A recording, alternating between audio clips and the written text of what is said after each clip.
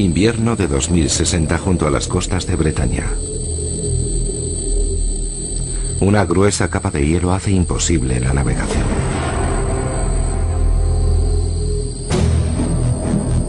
A lo largo de toda la costa, muchos puertos permanecen cerrados esperando a que los rompehielos hagan su trabajo.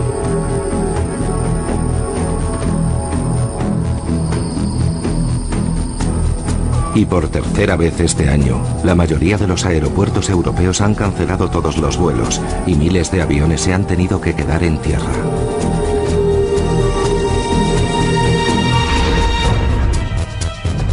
Desde Noruega hasta España, de Irlanda hasta los Urales, toda Europa está siendo sacudida por esta ola de frío sin precedentes. ¿Realidad o ficción?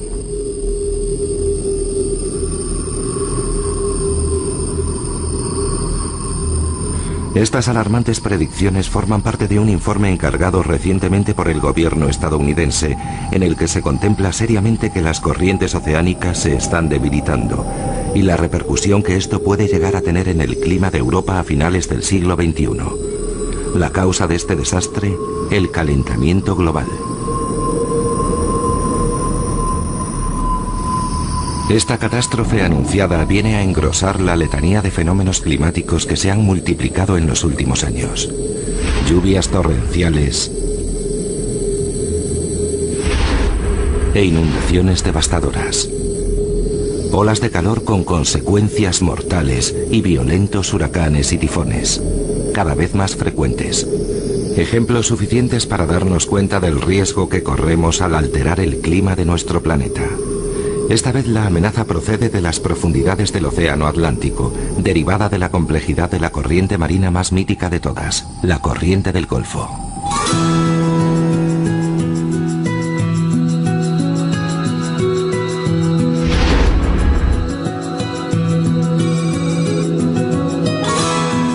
Sábado 31 de diciembre en la Costa Esmeralda.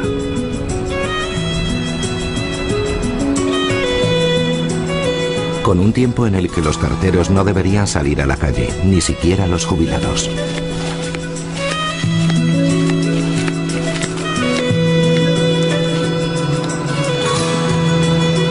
Pero Jean-François Villard, que se retiró hace apenas una semana de su trabajo en la oficina de correos, está decidido a salir y se ha puesto su uniforme favorito. Jean-François es uno de esos bañistas invernales que salen a darse un chapuzón ya sea verano o invierno y no perdona ninguna oportunidad de nadar un rato en el Atlántico.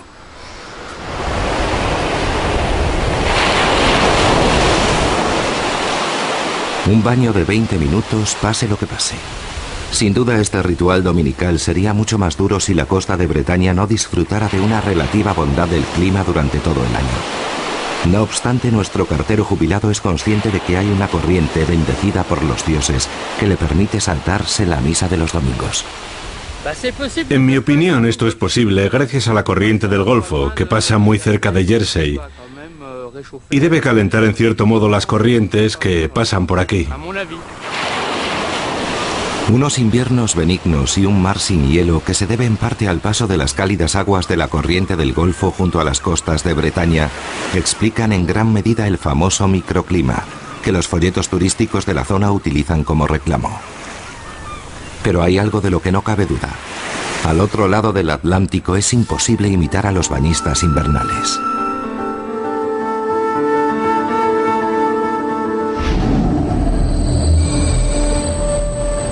Misma época del año, misma latitud. El Golfo de San Lorenzo en la costa canadiense, el punto exacto al que se llega al cruzar el Atlántico desde la bahía de Dinard. En este momento, a principios de enero, la temperatura ha descendido hasta 40 grados bajo cero y el grosor de la capa de hielo hace que salir del puerto de Quebec sea toda una proeza.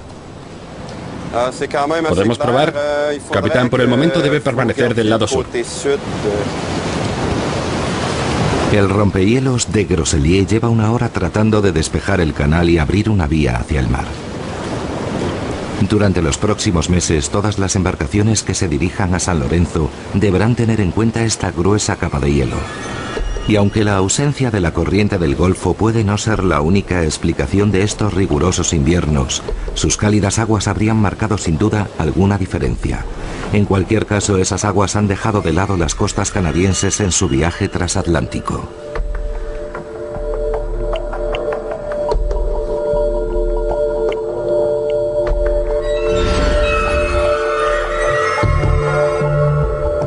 Las tierras altas escocesas, en la costa norte. A 57,8 grados de latitud norte, la misma que la de la bahía de Hudson, el reino de los osos polares canadienses. Es a este territorio yermo y desolado, el rincón menos acogedor de todas las islas británicas, al que la corriente del Golfo ha hecho su obsequio más valioso y delicado.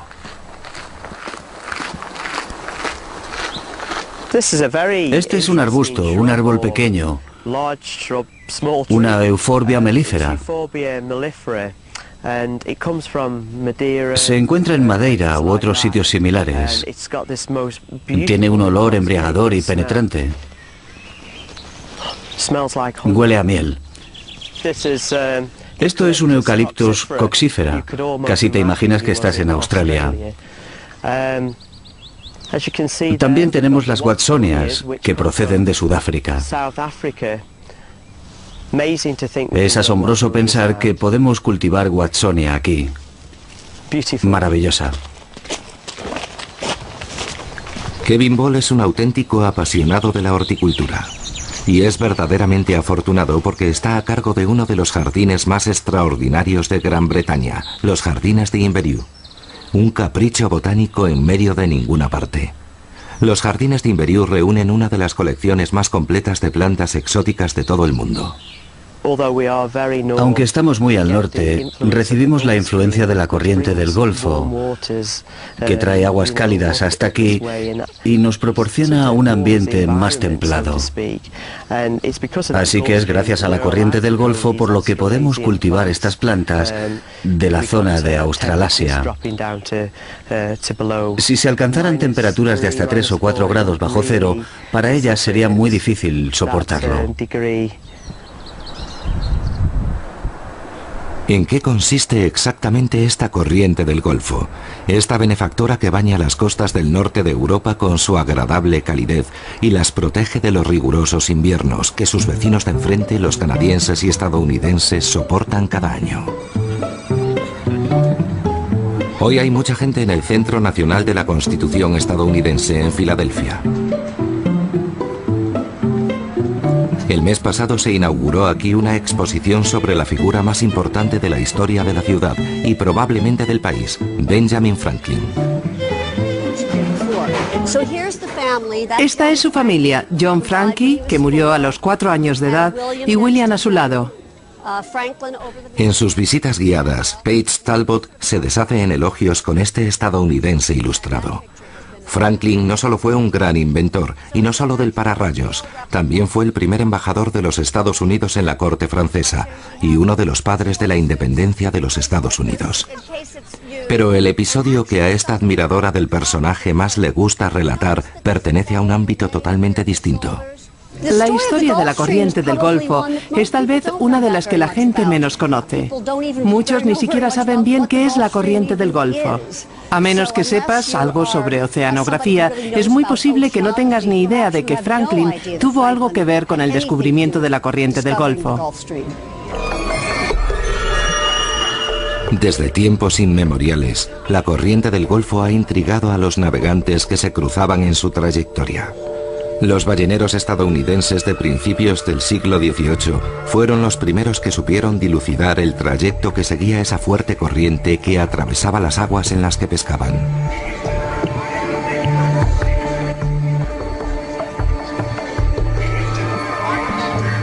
En 1769, Ben Franklin era subdirector del servicio postal para las colonias americanas, y las autoridades británicas le encargaron que investigara a qué se debía que los barcos ingleses que viajaban entre Europa y América sufrieran retrasos de varias semanas en sus trayectos. Franklin le consultó a un primo suyo, ballenero de profesión, en Nantucket. Revisó los registros de los barcos y realizó experimentos en el mar. y gracias a ello descubrió la existencia de una poderosa corriente en medio del Atlántico. Franklin se dio cuenta de que dependiendo de la ruta que tomara el capitán, algunas veces el barco podía tardar mucho más tiempo que otras en cruzar el océano Atlántico. Y cuando estuvo trabajando con su primo, Timothy Folder, determinó que había un rápido movimiento de agua, es decir, una corriente a la que denominó la corriente del Golfo. Era esa corriente de agua la que, si conseguías entrar en su trayecto, te propulsaba a través del océano.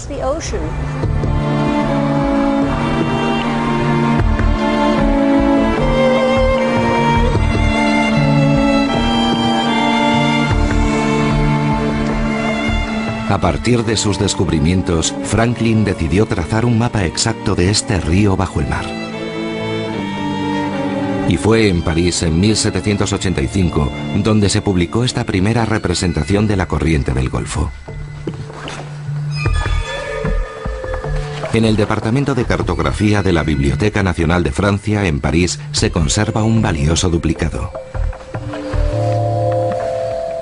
La conservadora del departamento, Helen Richard, no deja de maravillarse ante la precisión del dibujo de Franklin. Una de las razones por las que este mapa es tan famoso es que no ha sido refutado en términos científicos. Se le han hecho adiciones y pequeñas modificaciones, pero su veracidad, su realidad, nunca se ha rebatido. A eso se debe su prestigio. Según Franklin, la corriente del Golfo se interrumpía en algún punto en medio del Atlántico. 2 siglos después, sin embargo, los avances en el campo de la oceanografía permitieron a los científicos representar de forma completa y precisa la superficie de la corriente oceánica. Lo que conocemos como corriente del Golfo es una poderosa corriente superficial que tiene una fuerza 150 veces superior a la de todos los ríos de la Tierra juntos. Empujada por los vientos alisios, se origina en el Golfo de México, del que toma su nombre. Arrastra las aguas tropicales del estrecho de Florida hasta los grandes bancos del Nuevo Mundo. A continuación se dirige al este, donde se divide en varias ramificaciones. Una de ellas lleva las aguas tropicales del estrecho de Florida hasta los límites del Atlántico Norte. Es esta corriente del Atlántico Norte la que comúnmente asociamos con la corriente del Golfo y a la que se debe en gran parte la suavidad de los inviernos europeos. Pero el viaje de la corriente del Golfo no ha hecho más que empezar. Cuando las aguas tropicales llegan al océano Ártico, se enfrían súbitamente y descienden hacia la zona abisal, donde describen una curva que se conoce como circulación termohalina. A continuación, como si fuera una cinta transportadora enorme que se ralentiza en la profundidad del océano, vuelve a encaminarse hacia el sur para volver a unirse con el inicio de la corriente del Golfo en las costas americanas.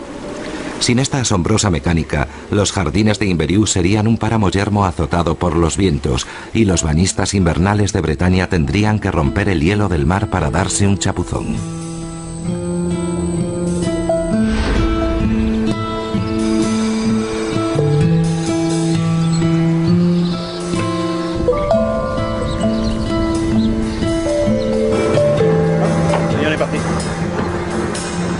No deje pasar la oportunidad.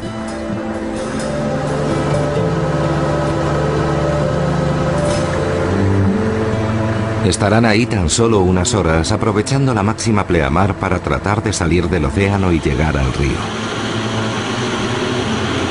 Es el preciso momento en el que los pescadores de Gironda salen en busca de las angulas.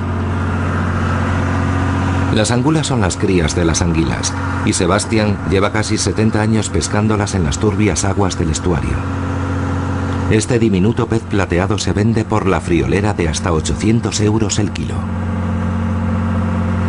Y para algunos miles de ellos, esta mañana da comienzo una migración increíble. Empiezan a migrar casi inmediatamente después de su nacimiento, en estado larvario, y pasan casi un año viajando hasta la costa del Atlántico, mientras van alimentándose y convirtiéndose en estas pequeñas angulas que puede ver aquí.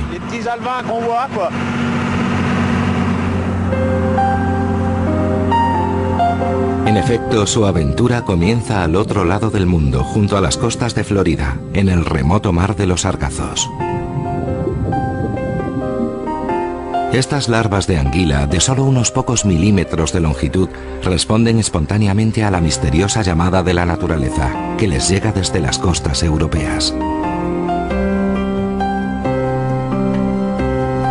Poco después de nacer, se embarcan en una travesía transatlántica de más de 6.000 kilómetros, a pesar del hecho de que casi no pueden moverse y mucho menos nadar.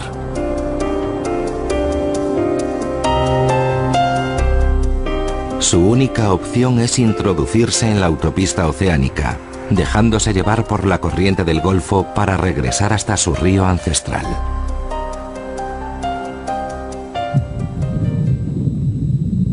Y estos polizones no son los únicos que se benefician de la poderosa corriente de origen tropical.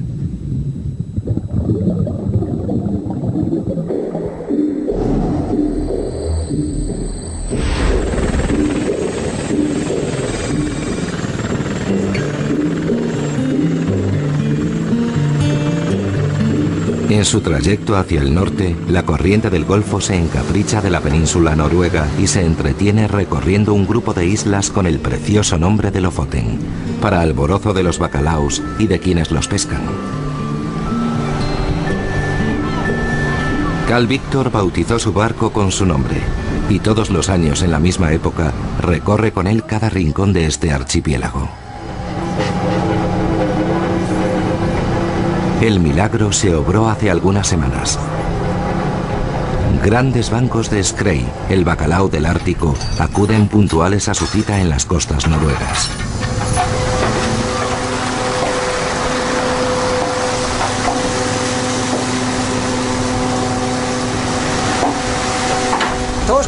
El bacalao migra a las Lofoten, porque aquí encuentra unas condiciones muy favorables para la reproducción.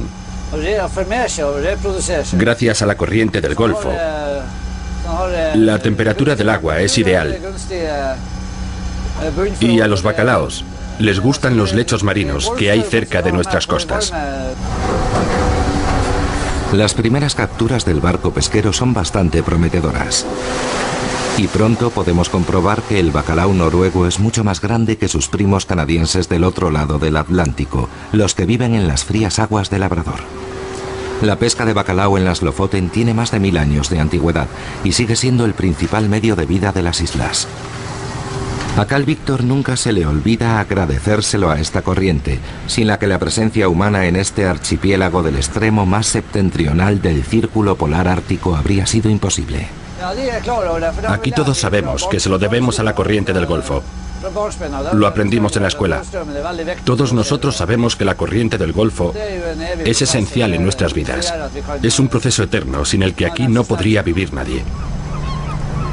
Pero este proceso eterno podría interrumpirse algún día.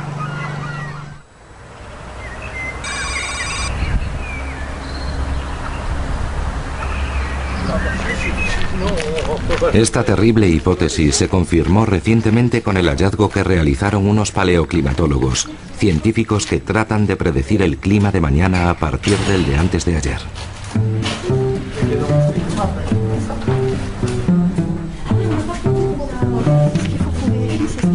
El sótano del castillo de Gif-sur-Yvette alberga el Laboratorio de Ciencias Climáticas y Medioambientales. Aunque realmente parece una bodega, aquí es donde los paleoclimatólogos guardan sus tesoros de valor incalculable.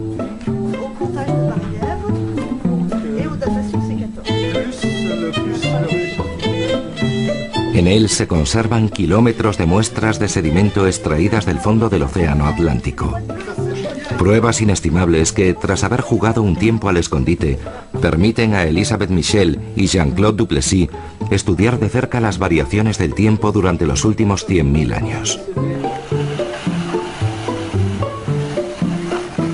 A primera vista, el clima de la Tierra en el pasado parece haber seguido un patrón regular de ciclos de calentamiento y enfriamiento que se sucedían, y son perfectamente visibles en las capas de sedimento. En la segunda mitad del siglo XX, la comunidad científica emprendió la gran tarea de estudiar en detalle esta sucesión de periodos de calentamiento y enfriamiento, particularmente en las muestras de sedimentos marinos, y se pudo comprobar que la sucesión era casi periódica, con intervalos diferenciados y casi invariables de 20.000 años, 40.000 años y 100.000 años. No obstante, a principios de la década de los 90, el hallazgo de una extraña piedra negra incrustada en una muestra de sedimento, obtenida junto a la costa francesa, desmontó esta bonita teoría. Es una piedra demasiado pesada para que la pudieran haber transportado el aire o las corrientes, de modo que debieron hacerlo los icebergs. Así que tenemos que imaginar que en el Atlántico Norte, en aquel periodo, habría un gran baile de icebergs. Esta historia se desarrolló hace unos 20.000 años, durante uno de los grandes periodos glaciares.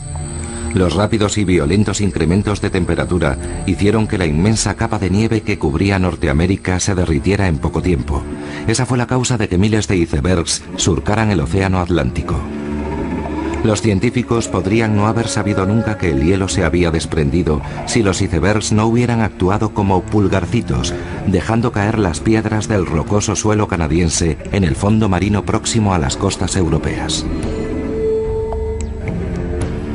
Estas muestras se han tomado cerca de la costa de Francia, en la bahía de Gascoña, y junto a Gibraltar, donde se encuentran los últimos guijarros que los icebergs dejaron caer al derretirse. Los icebergs se derritieron, pero los guijarros no. El desprendimiento del hielo fue un hallazgo muy importante. Demuestra que a lo largo de la sucesión de periodos de calentamiento y glaciación que han caracterizado el clima terrestre durante millones de años, se han producido súbitas olas de calor. Tuvo que tratarse de un cambio muy repentino. Por ejemplo, hemos descubierto que una de esas olas de calor se produjo en un periodo de 70 años. Eso significa que algunos cromañones empezaron a vivir soportando los rigores de un clima frío y acabaron disfrutando del agradable clima de Niza.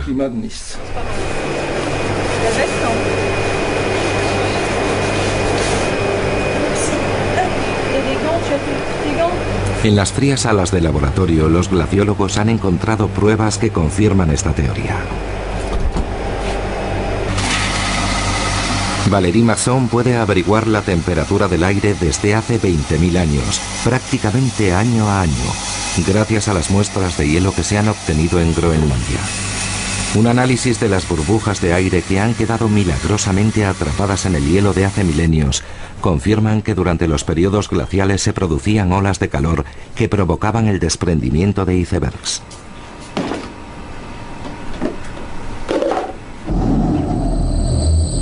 Pero lo más sorprendente es que a estos aumentos repentinos de la temperatura le sucedían sistemáticamente rápidos y violentos episodios de enfriamiento en el norte de Europa.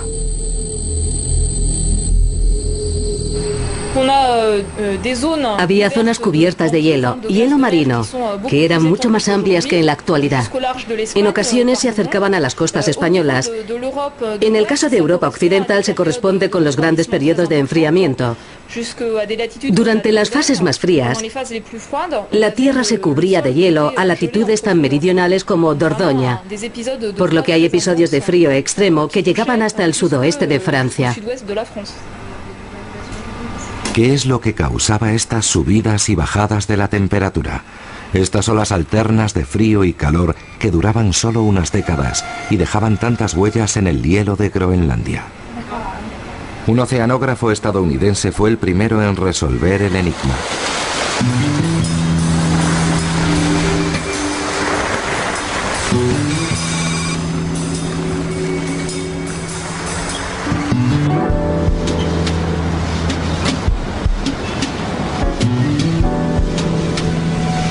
Pese a que la corriente del Golfo haya desdeñado las costas estadounidenses, Wallace Brooker ha dedicado 50 años a estudiarla. Profesor en la prestigiosa Universidad de Columbia, Brooker estaba decidido a tratar de comprender mejor cómo influyen las corrientes oceánicas en el clima terrestre y particularmente la del Golfo.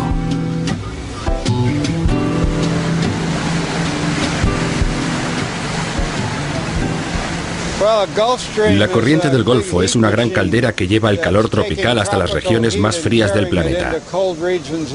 De no ser por la corriente del Golfo, en Gran Bretaña, Francia o Escandinavia, haría mucho más frío.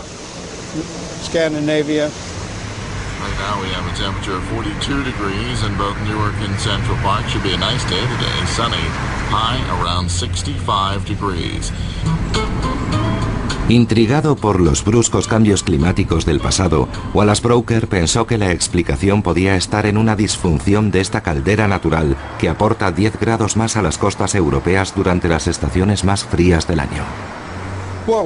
Nos enfrentábamos al misterio que suponían las pruebas sobre Groenlandia.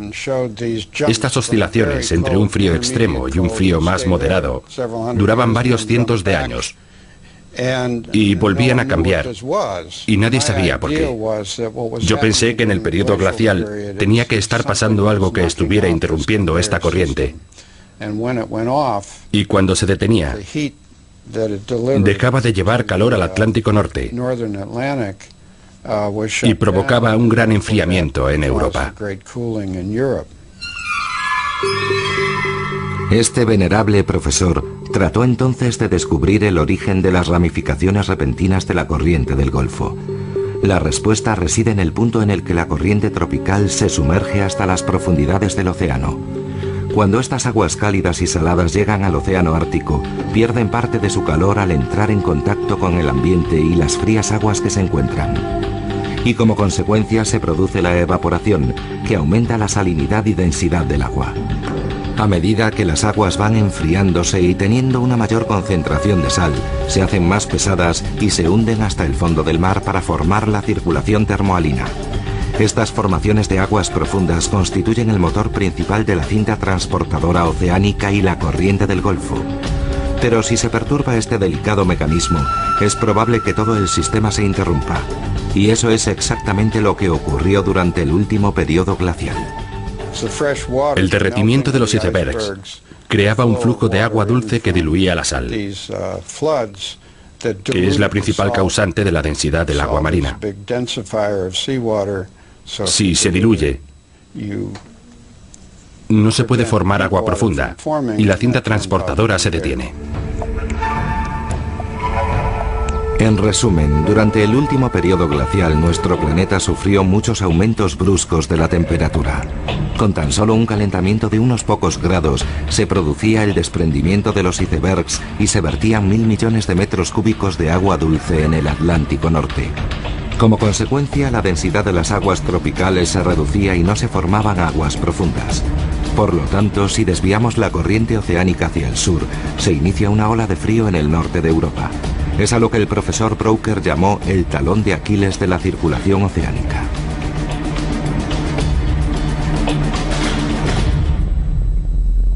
Hablé del talón de Aquiles de la circulación oceánica porque si se perturba el proceso de formación de aguas profundas en el Atlántico Norte, todo se ve afectado. Y si uno de los ventiladores se detiene, ocurrirá lo mismo en otro lugar y la distribución del calor por el planeta se reorganizará por completo. Hace medio siglo, Wallace Brooker les presentó a sus alumnos de la Universidad de Columbia una hipótesis que a la comunidad científica le pareció pájaro de mal agüero durante mucho tiempo. Una obsesión tachada de locura durante años. Nuestro calentamiento global actual podría ser fácilmente una reposición de la película catastrófica del pasado.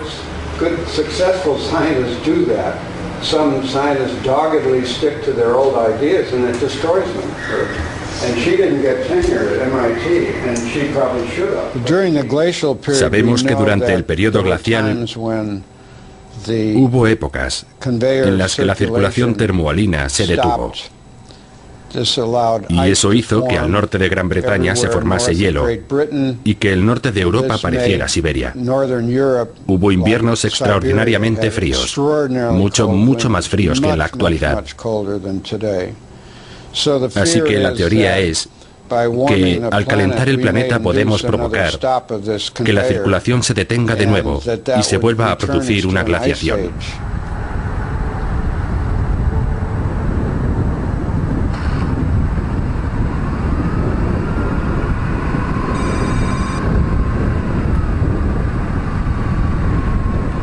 Aquí, en Toulouse, la sección de meteorología de los laboratorios de Météo France es la primera en medir el calentamiento de nuestro planeta. Durante el día, las potentes calculadoras se encargan de predecir el tiempo que hará en los días siguientes, y por la noche simulan el clima de los siglos venideros.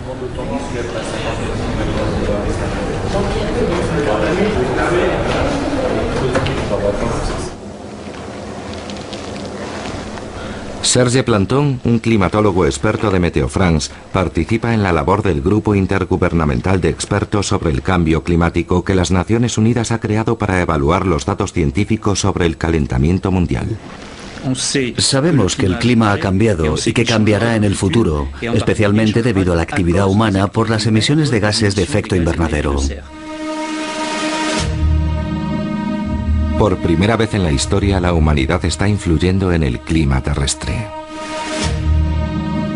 Aunque continúa siendo objeto de debate, la responsabilidad del ser humano en el calentamiento del planeta es algo mayoritariamente aceptado por la comunidad científica.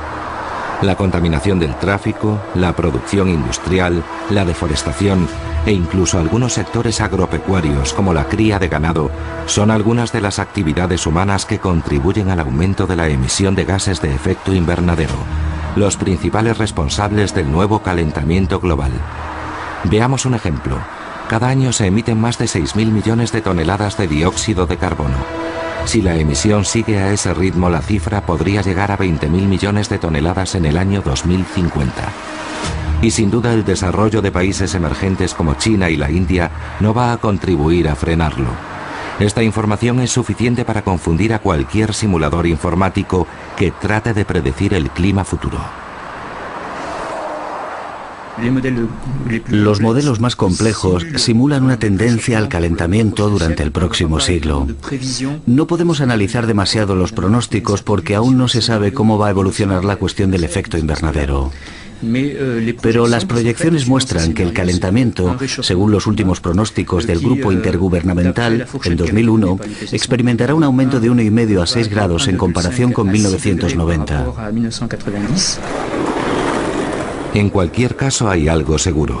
Este calentamiento mundial no tiene precedentes en la historia de la humanidad. Y según Serge Planton, las predicciones del aumento de las temperaturas todavía guardan sorpresas. Por ejemplo, creemos que las olas de calor serán cada vez más frecuentes. Y en lo que respecta a Francia, en el extremo más pesimista, pensamos que pasarán a ser entre 5 y 10 veces más frecuentes, lo que significa que el verano que tuvimos en 2003 será el habitual a finales del siglo XXI. De ahí que podamos concluir que la actual tendencia al calentamiento podría hacer que esta cinta transportadora oceánica volviera a detenerse.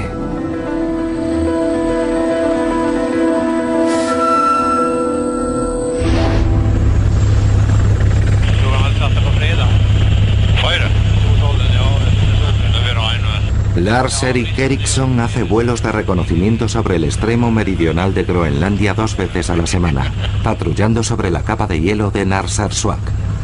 Realiza su labor tanto en verano como en invierno para informar a las embarcaciones comerciales sobre el estado de la plataforma de hielo a lo largo de toda la costa.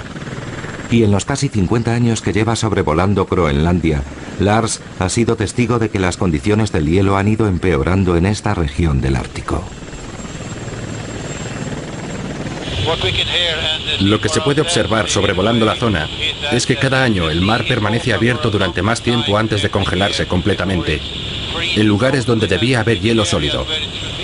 Normalmente, debería haber hielo sólido desde la costa oeste del Círculo Polar Ártico hasta el norte, pero en la actualidad los grandes barcos pueden navegar más tiempo y hasta mucho más al norte.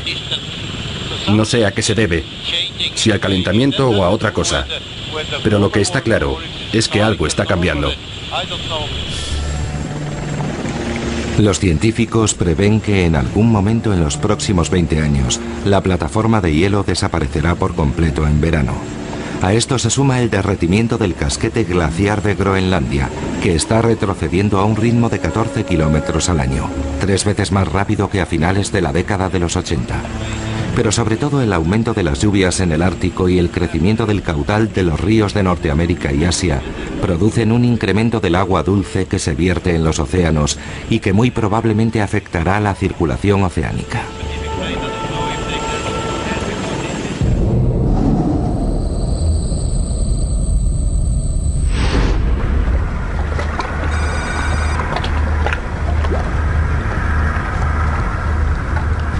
Ante la magnitud de la amenaza, los oceanógrafos se van turnando para vigilar la corriente del Golfo.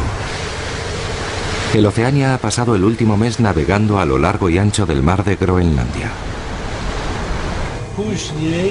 A bordo del barco, un equipo de oceanógrafos polacos, Jan Pieczura y su equipo, están decididos a examinar exhaustivamente estas aguas, porque es justo aquí, más allá del círculo polar ártico, donde la corriente se hunde súbitamente hasta el fondo del océano.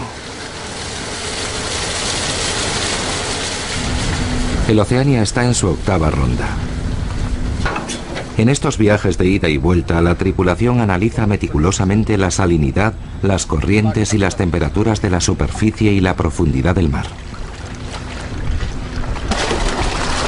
El objetivo de estos análisis es observar si se produce cualquier cambio en las aguas tropicales, que llegan a este lugar antes de emprender el regreso al sur.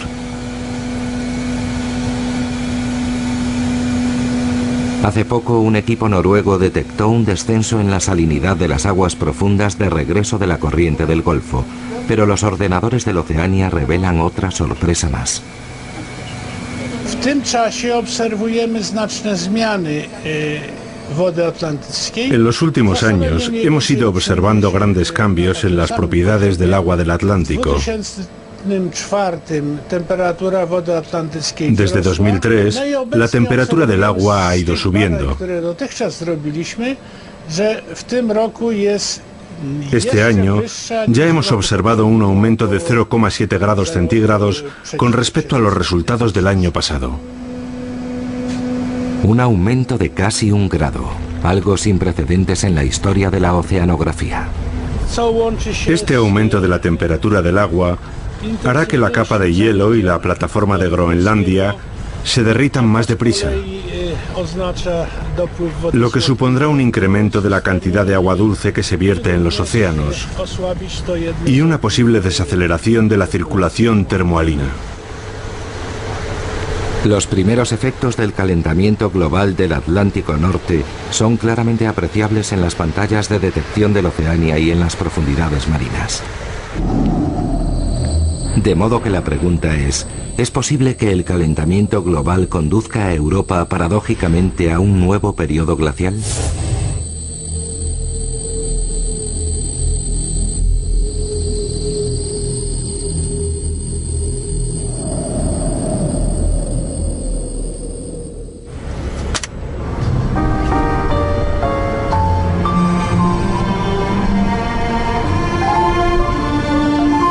Esta imagen catastrófica se pronosticó aquí, en Woods Hole, Massachusetts, en la costa este de los Estados Unidos.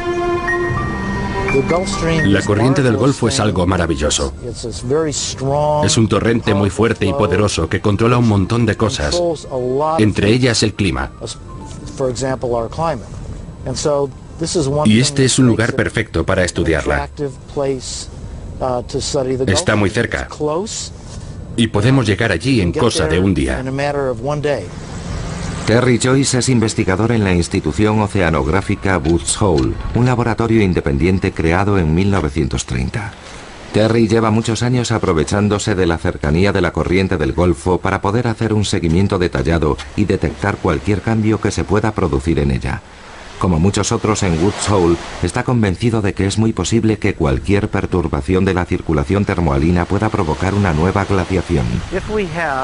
Si se produce un cambio brusco y la corriente del Golfo regresa al sur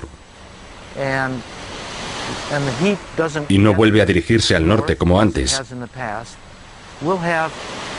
tendremos inviernos como hace un par de años, en los que el mar que tengo detrás estuvo helado y hacía muchísimo frío. En cuanto a la probabilidad de que las olas de frío se vuelvan a producir en el Atlántico Norte, Terry Joyce no se muestra mucho más tranquilizador. La mayoría piensa que la probabilidad de que esto ocurra en la próxima década es mínima, en torno al 2%, pero lo que realmente puede pasar es que ese riesgo sea del 50% en los próximos 100 años.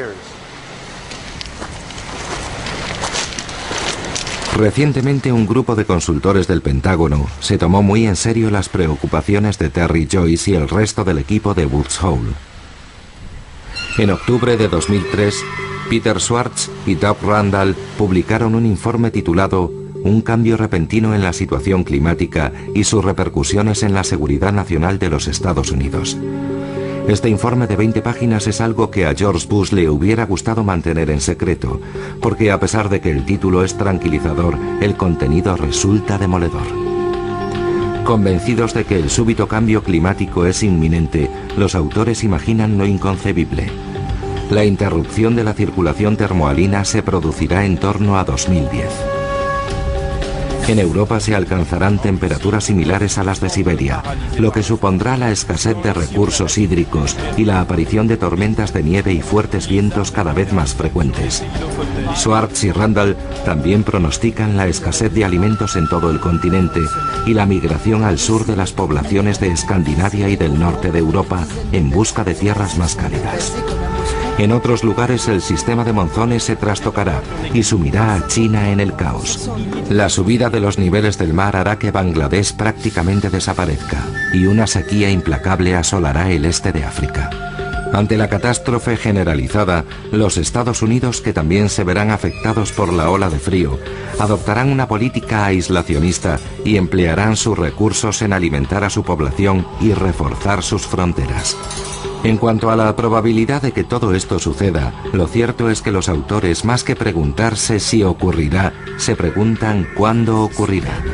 Si bien la comunidad científica considera que este informe es alarmista en muchos aspectos, Terry Joyce lo analiza desde otro punto de vista.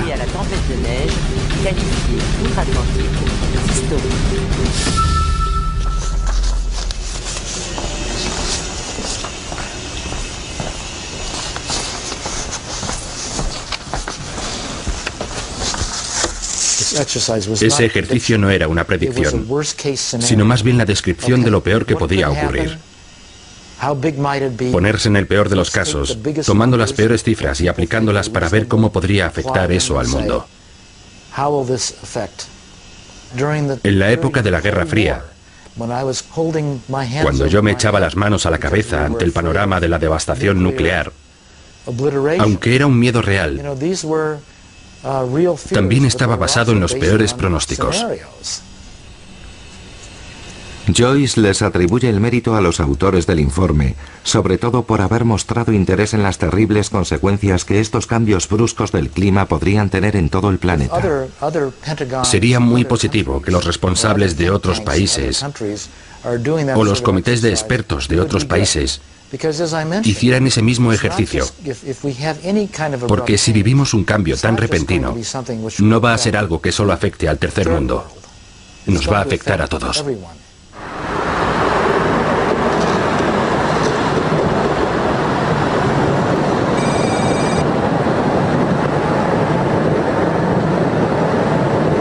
Potsdam, justo a las afueras de Berlín, es donde vive uno de los mayores especialistas del mundo en predecir las condiciones climáticas del futuro. Un joven climatólogo que trabaja en el Instituto Albert Einstein, el edificio donde en su momento trabajó el descubridor de la relatividad. Allí es donde Stefan Rahmstorf estudia minuciosamente las fluctuaciones climáticas del futuro.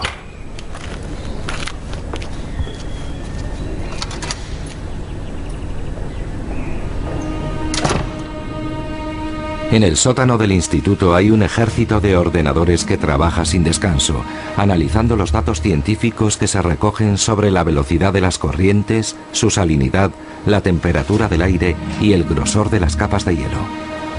Material suficiente para hacer cálculos tremendamente complejos y elaborar todo tipo de hipótesis sobre la posibilidad de que la circulación oceánica se vuelva a interrumpir.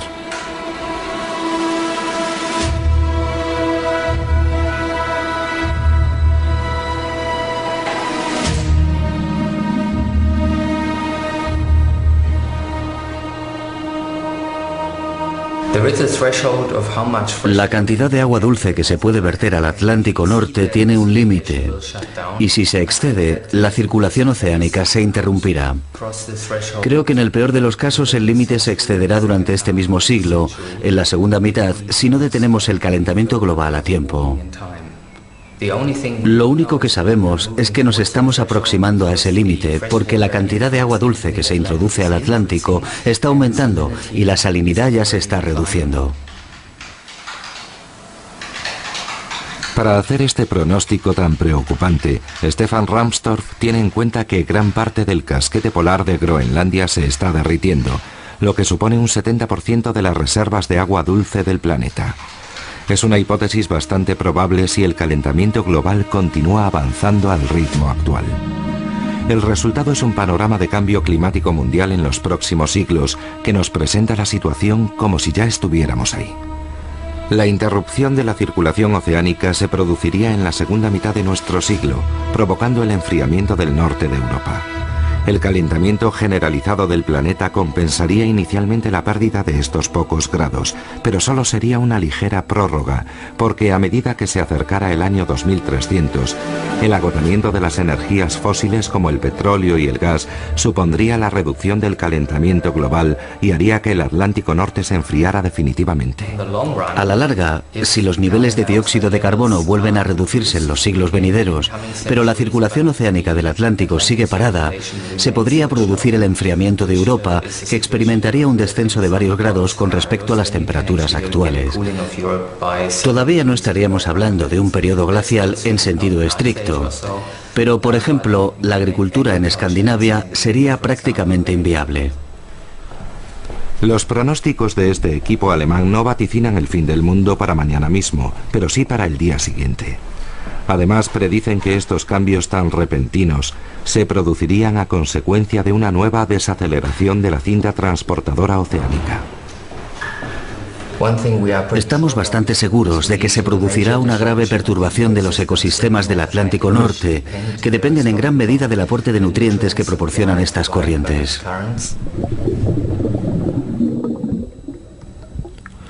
Como consecuencia, se agravará la crisis del sector pesquero en toda Europa y cambiarán las zonas de cría de los peces, como las del bacalao del Ártico, que abandonará definitivamente las costas noruegas.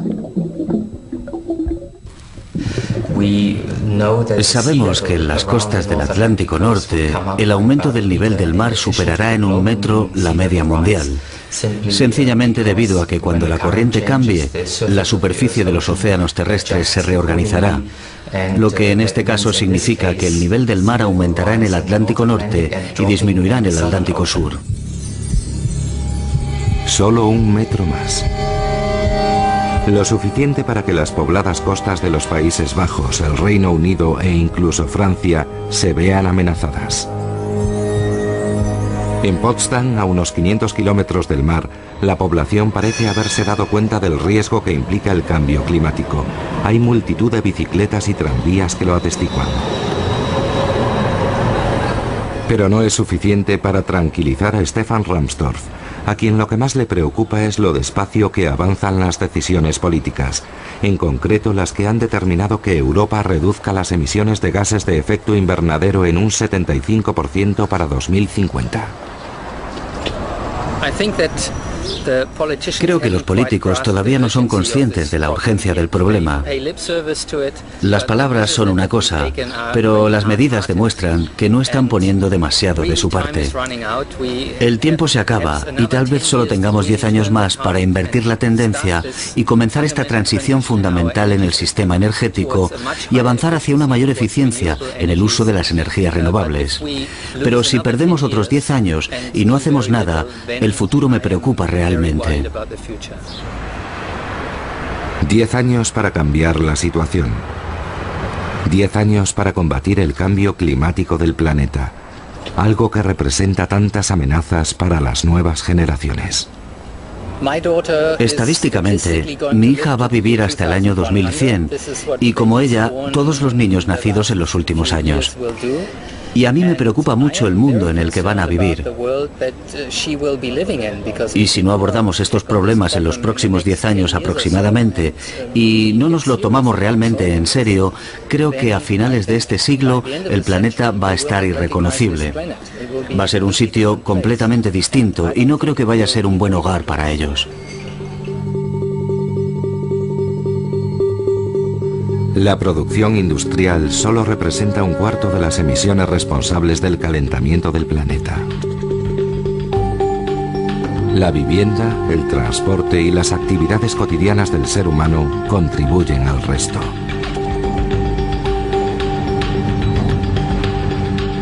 Por lo tanto, es nuestra responsabilidad comportarnos cada día de forma que podamos legar a las generaciones futuras un planeta tan viable como el que nosotros heredamos. Como en todas partes del mundo, la cuenta atrás ha comenzado en las costas de Europa. No se puede descartar que la circulación oceánica se vaya a detener a finales de siglo. Una sorpresa climática más que nos depara la ya abultada lista de incertidumbres que pesan sobre el clima del mañana.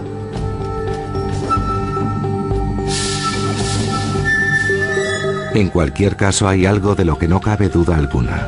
Hay una bomba de relojería activada en las profundidades del Océano Atlántico y es crucial que la desactivemos ya.